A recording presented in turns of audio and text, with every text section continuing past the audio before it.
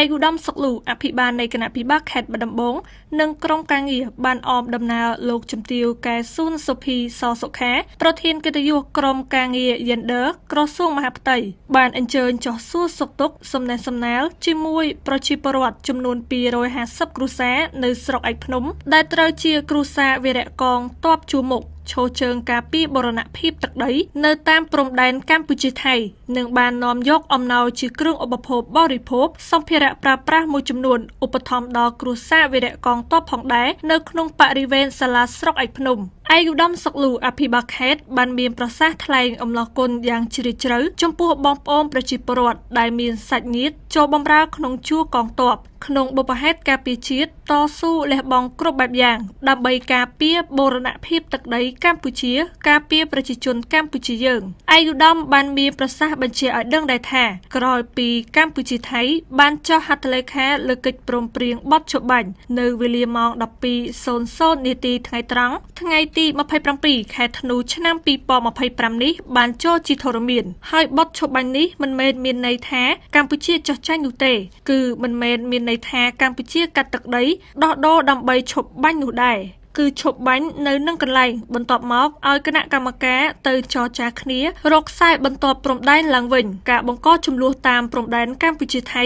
ដែលបង្កឡើងដោយរដ្ឋាភិបាលយោធាថៃវាធ្វើបាបយើងមួយរយៈនេះបងប្អូនត្រូវឈឺចាប់រំលឹកឡើងវិញនៅប្រវត្តិសាស្ត្ររបស់យើងនិងបណ្ដោះគំនិតឈឺចាប់នេះតកូនតចៅឲ្យចងចាំដោយមិនអាចបំភ្លេចបាននោះទេ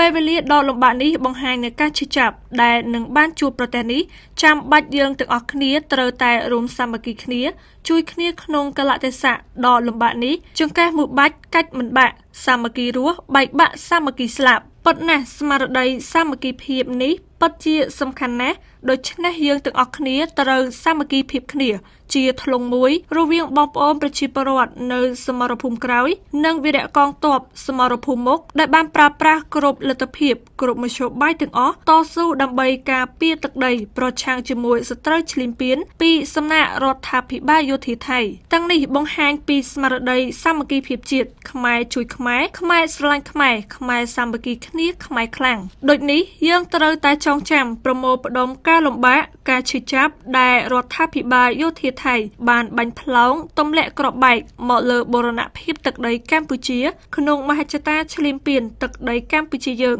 ប្រែក្លាយជាគ្រឹះមួយរបស់ជាតិយើងប្រែក្លាយទៅជាកម្លាំងរបស់ជាតិប្រែក្លាយការប្រមាថមើលងាយជាតិសាសន៍យើងឲ្យក្លាយជាគោលដៅជាតិខំប្រឹងធ្វើយ៉ាងណាឲ្យជាតិយើងខ្លាំងឯកឧត្តមក៏បានក្រោយរំលឹកផងដែរដើម្បីលើកកម្ពស់ជីវភាពក្នុងគ្រួសារបានធូរធារសូមបងប្អូនប្រជាពលរដ្ឋបន្តយកចិត្តទុកដាក់ប្រកបរបរទទួលទាននិងខិតខំប្រឹងប្រែងបង្កើនផលចិញ្ចឹមសត្វដាំដុះដំណាំរួមសំជុំវិញផ្ទះជាជាងទុកដីឲ្យនៅទំនេរដើម្បីបង្កើនប្រាក់ចំណូលនិងកាត់បន្ថយបាននៅការចំណាយមិនតែប៉ុណ្ណោះបងប្អូនប្រជាពលរដ្ឋក៏ត្រូវមានភារកិច្ចចូលរួមជួយដល់សង្គមជាតិយើងជួយអប់រំជំរុញកូនចៅឲ្យខិតខំសិក្សារៀនសូត្រដើម្បីក្លាយជាធនធានមនុស្សល្អខ្លាំងពូកែទើបជាតិយើងរឹងមាំមានប្រសាសន៍សំណេះសំណាលនាឱកាសនោះដែរលោកជំទាវកែស៊ុនសុភីសសុខាបាននាំយកប្រសាសន៍ផ្ដាំផ្ញើសួរសុខទុក្ខរបស់សម្ដេចក្រឡាហោមសខេងឧត្តមប្រឹក្សាផ្ទាល់ព្រះមហាក្សត្រ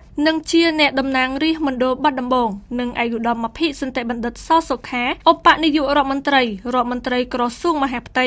ដែលជានិច្ចកាលលោកតែងតែយកចិត្តទុកដាក់ពីសុខទុក្ខនិងជីវភាពរស់នៅរបស់បងប្អូនក្រុមគ្រួសារវីរៈកងទ័ពជួរមុខវីរៈនគរបាលការពារព្រំដែននិងបងប្អូនប្រជាពលរដ្ឋផងដែរសូមបងប្អូនទាំងអស់គ្នារួបរวมគ្នានិងជឿជាក់លើរាជរដ្ឋាភិបាលកម្ពុជាក្រោមការដឹកនាំរបស់សម្ដេចអគ្គមហាសេនាបតីតេជោហ៊ុនសែនប្រធានប្រសិទ្ធិនៃព្រះរាជាណាចក្រកម្ពុជានិងសម្ដេចមហាបវរធិបតីហ៊ុនម៉ាណែតនាយករដ្ឋមន្ត្រី